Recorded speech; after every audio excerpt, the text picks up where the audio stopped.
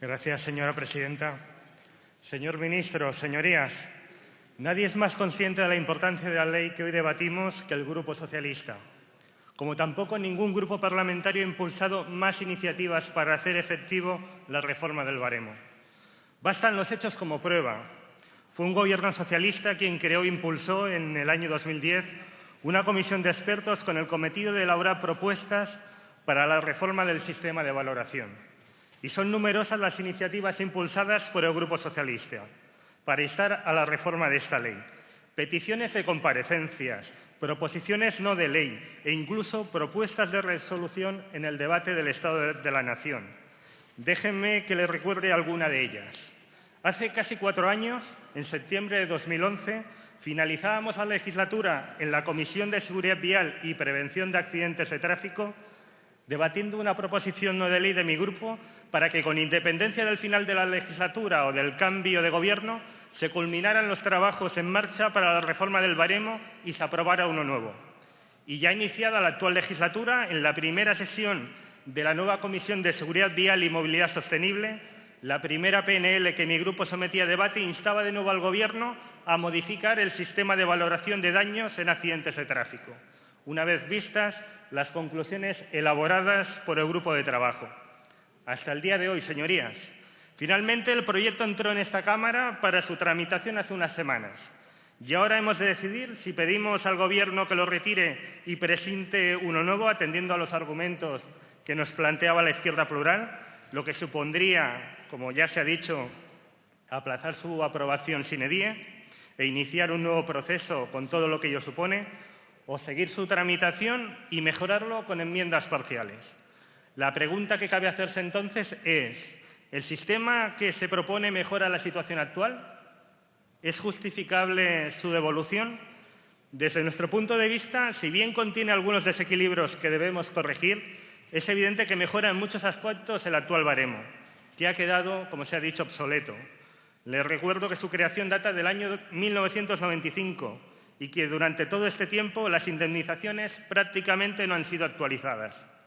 Si hacemos una comparativa con el resto de países de Europa, las indemnizaciones a muertos y lesionados graves son más altas que en España, a pesar de que las primas de los seguros son aproximadamente las mismas, algo que corrige la propuesta de reforma. Este sistema, conocido como baremo, ha sido durante años objeto de continuas interpretaciones doctrinales y jurisprudenciales, a causa de la falta de vertebración del daño en el sistema, de la insuficiencia de determinadas partidas resarcitorias y el desfase de algunas de sus reglas y criterios por el paso del tiempo, algo que el proyecto también viene a subsanar. En este sentido, la propuesta de baremo introduce claras mejoras con respecto al baremo vigente. Mejoras tanto desde el punto de vista técnico, principalmente adaptación del sistema a los principios de indemnidad e incorporación de un sistema objetivo de indemnizaciones por lucro cesante, como mejoras también por el incremento significativo de las indemnizaciones en caso de fallecimiento y grandes lesionados. La propuesta que se plantea recoge además las conclusiones del grupo de trabajo que desde hace años debaten la reforma. En 2010, el Gobierno constituyó en la Dirección General de Seguros y Fondo de Pensiones una comisión de expertos con el cometido de elaborar propuestas para la reforma del sistema de valoración.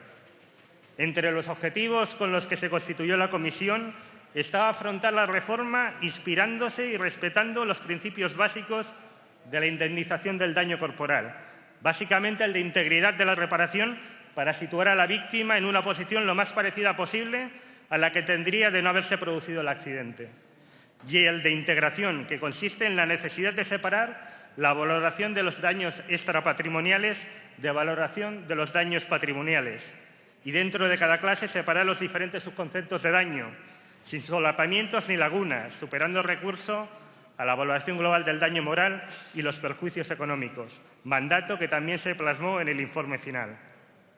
Como saben, en el mes de mayo de 2013 la Comisión concluyó sus trabajos y entregó el informe a la Dirección General. Constituyó desde entonces un grupo de trabajo para la redacción del anteproyecto de ley, cuya base consensuada es la que se ha transformado después en la ley. Finalmente, hay que destacar algo poco habitual, ya se ha dicho también, el amplio consenso alcanzado entre las asociaciones que atienden los intereses de las víctimas de tráfico. como demuestra el hecho de que se hayan adherido a la propuesta de reforma del baremo contenida en el proyecto de ley multitud de asociaciones. Ya se han mencionado y aún así también las mencionaré. FEDACE, APANEFA, TRACE, ASPAIM, AESLEME, PAT, Stop Accidentes, PREDIF o CERMI. Quisiera también aprovechar la ocasión para agradecerles su esfuerzo y dedicación. Sepan que es voluntad de este grupo mejorar en la medida de lo posible el texto para que pueda ser aprobado antes de finalizar esta legislatura. Por todos estos motivos, creemos más justificado introducir enmiendas parciales y facilitar su aprobación en lugar de pedir su devolución. Máxime cuando venía y viene consensuado por todas estas asociaciones.